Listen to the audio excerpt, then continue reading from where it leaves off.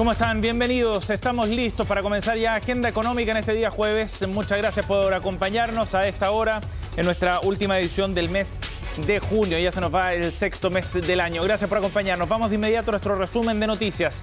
Tenemos hartos temas que estaremos revisando los próximos 30 minutos. Comenzando por este tema, por lo que está ocurriendo con el precio del dólar, que ha sido protagonista en realidad de las informaciones económicas en las últimas semanas.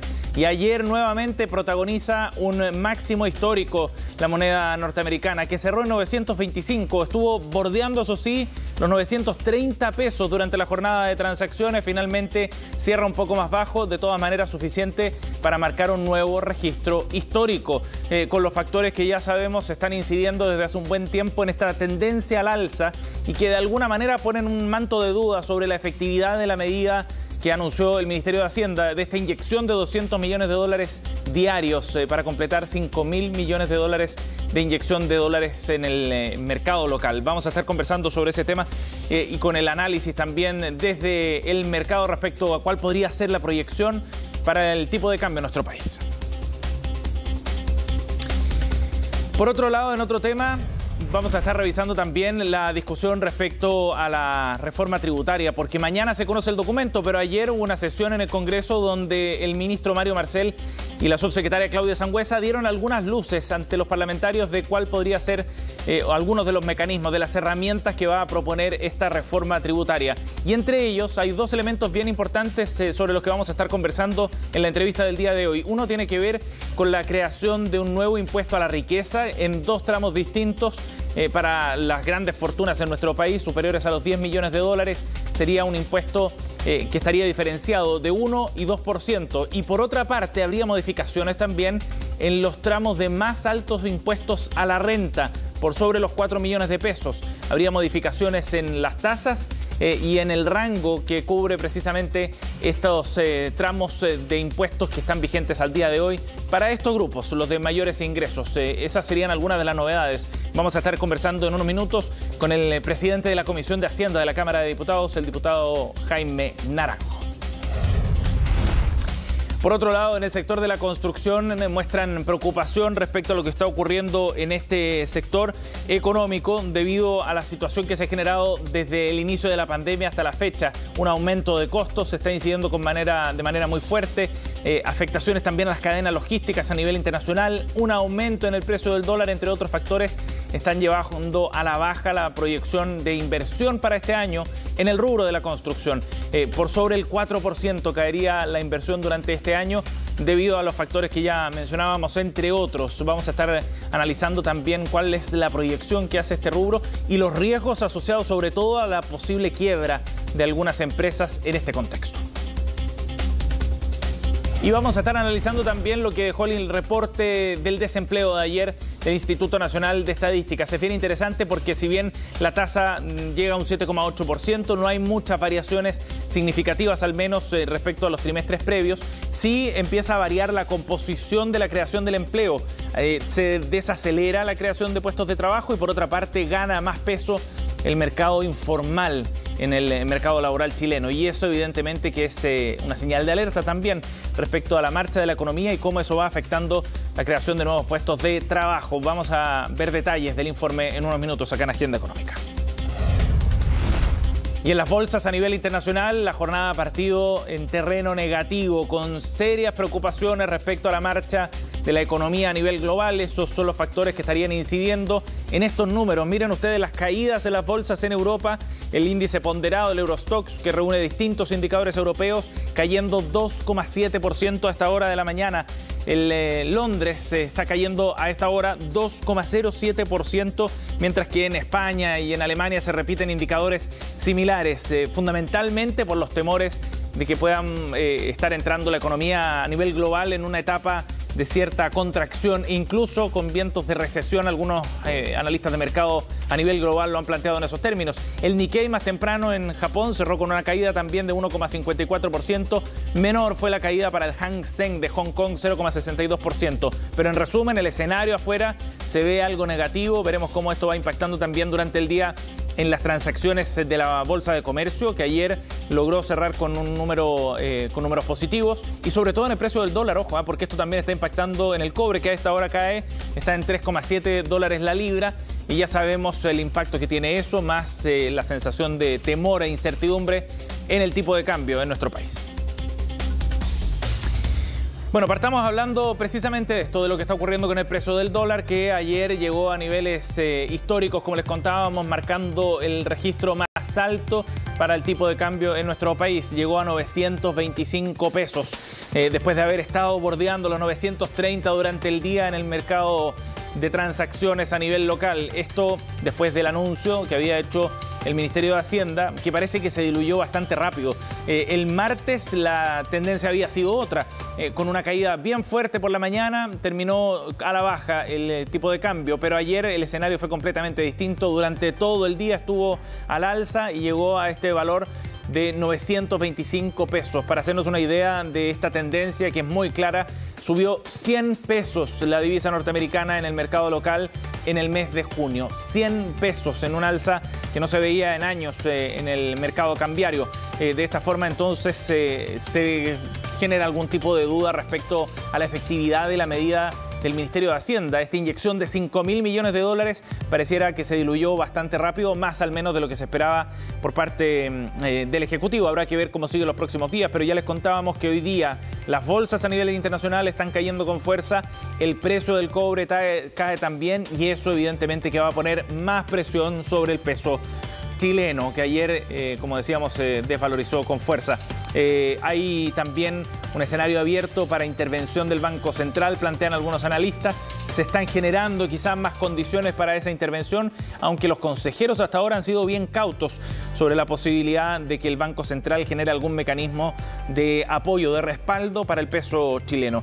Vamos a escuchar a Daniel Soto desde el mercado financiero. Hay un análisis bien contundente respecto a cuál es la tendencia que está marcando el tipo de cambio al alza, por supuesto, en nuestro país. El tipo de cambio debería estar más abajo de lo que está ahora, en un rango entre 8.50 y 8.70, por lo que la subida que hemos visto durante los últimos días para nosotros responde en parte a lo que podríamos llamar riesgo idiosincrático. Tiene que ver, obviamente, con una situación bastante particular que estamos viendo en el país, en donde hay una serie de reformas del gobierno que están a puertas de presentarse, y también por, lógicamente, que estamos muy cerca de un plebiscito que finalmente va a marcar la pauta de qué es lo que va a pasar de aquí en adelante. Bien, ahí entonces veíamos cómo ven desde el mercado lo que está ocurriendo con el tipo de cambio. En un escenario de alta inflación el tema empieza a generar más preocupación también, sobre todo por lo que esto significa para el costo de las importaciones en nuestro país. Bien, 8:09, vamos a cambiar de tema. Vamos a ir a otro escenario, al sector de la construcción, que ayer entregó un reporte respecto a sus proyecciones desde la Cámara Chilena de la Construcción sobre lo que va a ocurrir este año 2022, y el escenario es bien pesimista por factores relacionados a cierta incertidumbre a nivel local, a un aumento de costos también importante y las dificultades también que se generan en el empleo para este sector. Así, el escenario proyecta una caída de la inversión en la construcción superior al 4% para este año. Una nota de preocupación, por cierto, pensando además en el peso que tiene dentro del mercado laboral también. María Luisa Carrión, en la siguiente nota, nos cuenta los detalles de esta proyección. Me hubiese encantado contarles que nuestra proyección es una proyección al alza, de mejora, pero desgraciadamente no es así. Así partió su conferencia de prensa el presidente de la Cámara Chilena de la Construcción. Se esperaba que los datos no fueran buenos, pero los números fueron aún peor. Si se pronosticaba una contracción del sector en torno al 3%, finalmente se dio a conocer una caída en la inversión de un 4,6%. A todas luces, un empeoramiento de las estimaciones para este 2022.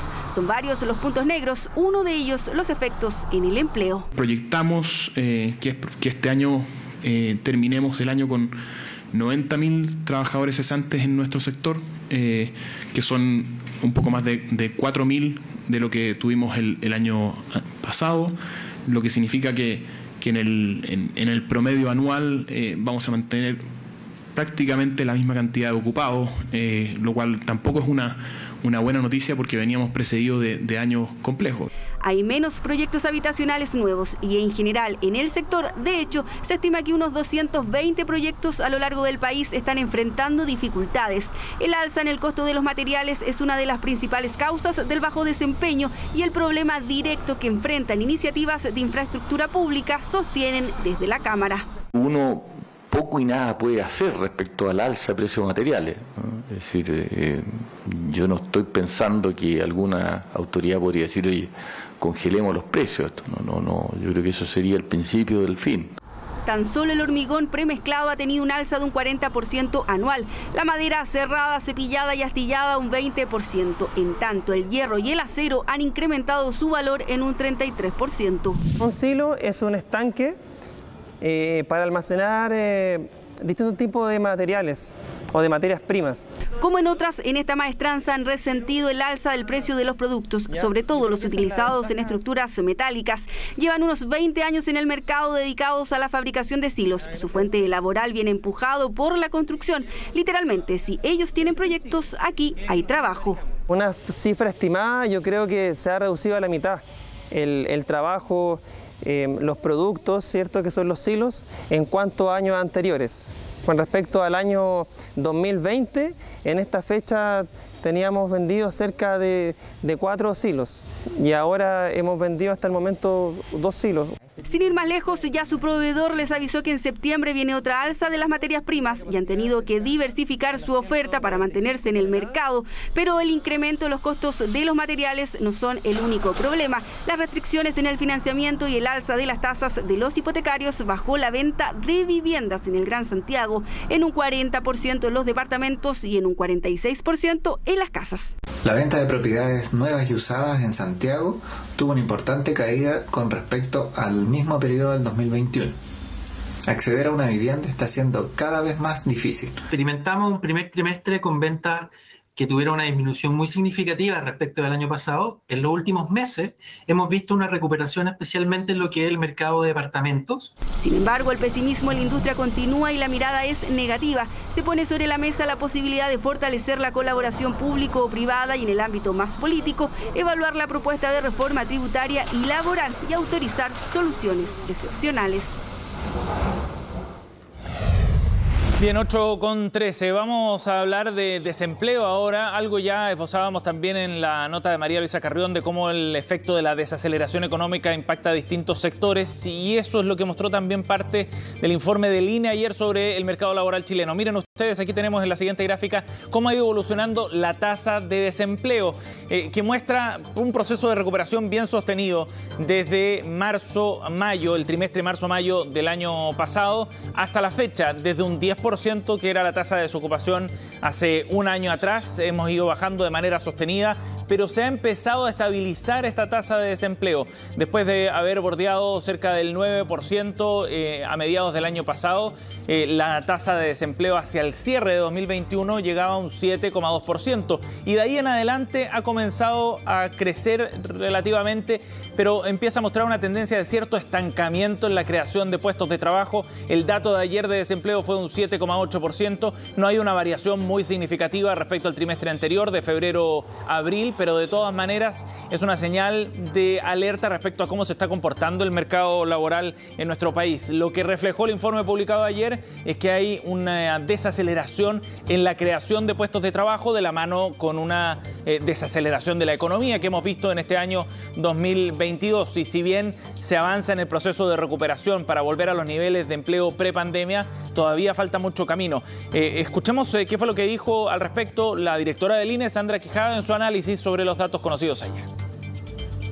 La verdad es que estamos en una situación bastante similar a la de los trimestres móviles previos. Si tú observas, ¿cierto?, la tasa de estimación de este trimestre es muy similar a la de los 2 trimestres previos. De hecho, no hay digamos, una diferencia estadísticamente significativa entre la tasa de desocupación del trimestre móvil anterior, que fue 7,7%, versus el 7,8% que tenemos este trimestre. Lo que sí vemos es que hay un dinamismo menor, pero sí se están generando ocupaciones nuevas.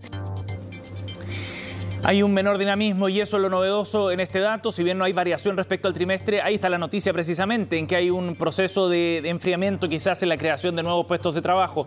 Y hay otro dato bien relevante que tiene que ver con la calidad del empleo, porque principalmente es el trabajo informal el que se recuperó con más fuerza, el que generó más puestos de trabajo durante el último trimestre, a diferencia de los trimestres previos donde el trabajo formal, el trabajo asalariado había generado más puestos laborales. Y en ese sentido también hay una señal de alerta porque el mercado laboral pareciera estar recuperándose con una calidad menor desde ese punto de vista, al menos eso es lo que muestra esta fotografía. Escuchemos qué fue lo que dijo el economista de la Universidad Diego Portales, Juan Bravo, al respecto.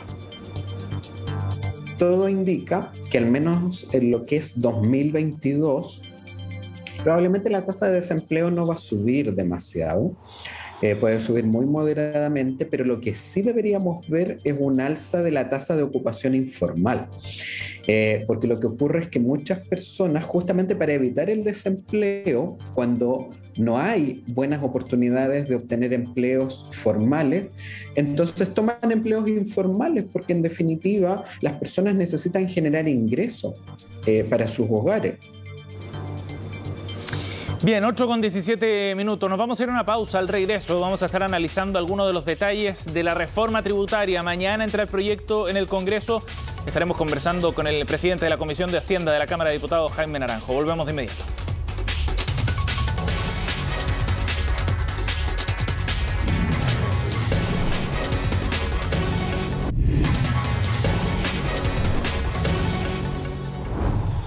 Ocho con 21 minutos, estamos de vuelta y vamos a revisar los detalles de un proyecto que presentó ayer el gobierno en el Congreso que busca generar cambios en una industria que ha estado en el ojo de la noticia en los últimos meses. Hablamos de la industria del gas en nuestro país, todo después del informe que generó la Fiscalía Nacional Económica a fines del año pasado, donde reflejaba falta de competencia, baja intensidad competitiva era la palabra que ocupaba la Fiscalía en este mercado. ¿Qué es lo que considera este proyecto? Bueno, fundamentalmente esta ley corta del gas, como ha sido denominado, va a generar un cambio en la norma que benefició a Metrogas y que le permitió, por ejemplo, desintegrar parte de su negocio para aumentar de esa manera la rentabilidad esperada para este mercado, para su negocio en particular.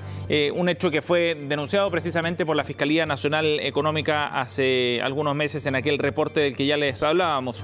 Y la iniciativa además establece una disminución de la rentabilidad máxima permitida para este mercado regulado. Para los activos que superen los 20 años de antigüedad será de 6% en un momento en que está operando al día de hoy una rentabilidad aceptada de hasta 9% para este tipo de activos. De esa forma entonces se establece un techo para la rentabilidad que pueden obtener este tipo de empresas y además se termina con aquel punto de la ley que era lo que facultaba a que Metrogas generara otra empresa distribuidora que le permitiera entonces de alguna manera torcer la mano del espíritu de la ley, como lo había planteado también en su momento la autoridad. Escuchemos qué fue lo que dijo el ministro de Energía, Claudio Huepe, respecto a este tema. Esta ley es para enfrentar la situación actual que está viviendo el mercado del gas, en particular para enfrentar una anomalía dentro del contexto regulatorio actual. Segundo, para el futuro, para ver cómo la evolución futura de este sector, como lo hemos señalado, va a haber una ley larga que va a enfrentar este mercado para adecuarlo a los requerimientos del siglo XXI. Esto es muy importante porque hay una transición energética en marcha y por lo tanto tenemos que avanzar en eso. Y luego, con respecto a lo que ocurrió en el pasado, en ese sentido el gobierno se ha hecho parte y va a apoyar a una demanda que ha presentado Conadecus a través con apoyo de CERNAC, y eso se enfrenta respecto a lo que ha ocurrido en el pasado. 8:24. Vamos a conversar sobre la reforma tributaria a esta hora. Ya estamos en contacto, como les contábamos, con el diputado Jaime Naranjo, el presidente de la Comisión de Hacienda de la Cámara de Diputados. ¿Cómo está, diputado? Buenos días. Muy buenos días, un gusto saludarlo a usted. Gracias por conversar con nosotros. Diputado, ayer tuvieron una reunión con el ministro Marcel, con la subsecretaria Sangüesa también, y aunque mañana se conocerá el texto formalmente, ¿no?, con toda la propuesta completa, ya tenemos algunas luces respecto a algunos temas. Hablemos de esos puntos en particular que son bien noticiosos y que tienen que ver con la forma en la que se va a gravar a los que ganan más en nuestro país. ¿Qué le parece la propuesta ahora que buscaría generar, por ejemplo, nuevos tramos para un impuesto a la riqueza, diputado? Mire, en términos generales, yo diría que la reforma tributaria planteada por el gobierno es bastante realista, flexible y claramente apunta a afectar a aquellas personas que tienen más recursos o bien que tienen esta pésima práctica de la elusión y la evasión. Yo creo que lo que está planteado en términos de recaudar alrededor del 4,1% del PIB, claramente es una cantidad bastante posible, por lo que nos ha señalado el ministro en términos de renta, cuánto se pretende recaudar, en términos del royalty, en términos de las excepciones, de la evasión, de la elusión, de los impuestos verdes. Creo que es una propuesta, como le digo, que a lo menos a mí me deja tranquilo y satisfecho, y yo espero que en el Parlamento podamos tener un trabajo bastante eficiente. Diputado, ¿hay alguna sorpresa dentro de la propuesta? No sé si llamarlo sorpresa, pero claramente lo que plantea el ministro, y que es lo que hemos conocido todos, yo no quiero entrar mucho en el detalle porque usted bien sabe que mañana el presidente va a dar cuenta de la propuesta, y no quiero ser impertinente en ese sentido. Pero lo que hemos escuchado todos durante estos días, que va a haber un impuesto a la renta, que se va a aumentar un poco, que va a haber impuesto al royalty, que se va a centrar en las exenciones, en la elusión y en la evasión, que va a abordar el tema de los impuestos verdes, es algo que pareciera ser, y por lo que uno escucha, es bastante correcto en la dirección. Donde sí podría decir yo que hay dudas, y bueno, siempre las ha habido en nuestro país. ¿Acaso lo que se plantea de recaudar un 4,1% va a ser posible o no? ¿Y cómo lo ve usted? Esto está pensado en un de 4 años. Yo tengo la impresión, por los puntos que se han abordado y cómo está enfocada, que es una cifra bastante posible de recaudar. Y lo otro que siempre se discute, oiga, y no es nuevo en nuestro país, cuando hay que fijar el salario mínimo o cuando hay que aumentar la reforma tributaria o hay que hacer una reforma tributaria, siempre se dice que no es el momento, que no es oportuno. Entonces uno siempre se pregunta, y bueno, ¿cuándo es el momento y cuándo no es? ¿Cuándo va a ser oportuno hacer estas cosas? Bueno, diputado, ese punto es bien interesante, ese punto, porque lo han planteado desde la oposición, incluso desde la democracia cristiana también, ¿no? ¿Usted cree que es necesario considerar el escenario macroeconómico con las proyecciones de crecimiento de este año, de caída del crecimiento del próximo, al momento de discutir esta reforma? ¿Y en qué manera o en qué sentido considerar ese escenario? Mire, indudablemente que el escenario que tenemos es un escenario difícil, complejo, nadie lo puede negar ni soslayar, pero por otro lado, nuestro país necesita invertir en paz social, como llamo yo. Necesita invertir para frenar o poner límites a la desigualdad que existe, porque estos recursos que se van a recaudar van a ir orientados principalmente a salud, a pago de pensiones, a educación. Entonces, los fondos que se pretenden recaudar o los recursos que se pretenden recaudar tienen una orientación que justamente son el problema de desigualdad que vive nuestro país. Entonces yo llamaría a los sectores de derecha y también al gran empresariado de nuestro país que una vez por todas entienda que hay y que es necesario invertir en paz social. Y creo que para eso el camino que se ha escogido es el de esta reforma tributaria, porque claramente el crecimiento, con esto termino, el crecimiento por sí solo, que siempre va a ser necesario, y trabajaremos para que haya inversión y crecimiento en el país, no ha sido suficiente para resolver las desigualdades que aún perduran en el país. Sí, diputado, y en ese sentido, desde el punto de vista de la legitimidad del mensaje social, ¿se justifica por esa línea este impuesto a la riqueza que se crearía, según lo que se ha adelantado hoy día en los medios de prensa escritos, se generaría este impuesto a la riqueza con 2 tramos diferenciados de acuerdo a los montos de patrimonio. ¿Está justificado, cree usted? ¿Sería efectivo además para recaudar? Sí, de acuerdo a la información que nos entregó las autoridades del Ministerio de Hacienda, esto afectaría alrededor de 7.000 familias en Chile, que están claramente identificadas en impuestos internos. Por consiguiente, en términos de poder recaudar lo que está estipulado ahí, no es ninguna cuestión compleja ni difícil. Y estaba mirando aquí recién, y lo que se pretende recaudar es el 0,7% del PIB. Una cifra que tampoco vamos a decir que es desorbitante. Ajá. Diputado, una última pregunta. ¿Hay preocupación por las pymes también respecto a cómo la desintegración del sistema puede afectarlas? ¿Eso, a su juicio, está cubierto con la propuesta?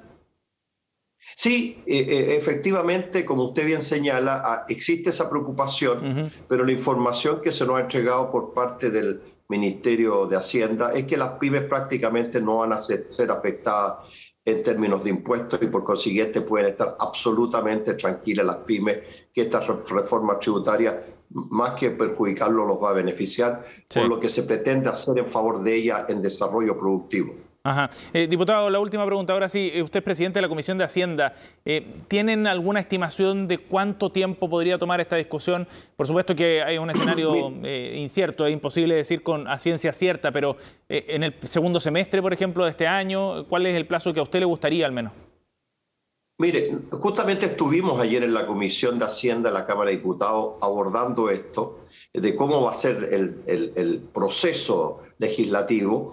Y porque esto debiera darse cuenta el lunes en la sala, lo que significa que el día martes el ministro de Hacienda debiera estar exponiendo en nuestra comisión, y ahí se aprobó una sugerencia que cada parlamentario tuviera la libertad de invitar un experto, un instituto o lo que él estime conveniente, una organización productiva, para poder dedicarnos principalmente todo el mes de julio a escuchar a las distintas posiciones, que ya todos las conocemos, y quienes vayan a exponer a la comisión, yo creo que va a ser difícil que alguien diga algo nuevo de lo que ya se ha ventilado por la prensa y por los medios de comunicación, y lo que hemos escuchado a los expertos, a algunas organizaciones. Y la idea es, ojalá antes del 18 de septiembre, poderla tener despachada hacia el Senado. Bien, diputado Naranjo, muchas gracias por conversar con nosotros esta mañana, muy amable. No, un gusto saludarlo a usted también. Un abrazo, gracias, hasta luego. 8:32, cerramos Agenda Económica rápidamente. Gracias por acompañarnos. Vamos con Noticias Express en unos minutos con Fresia Soltaf.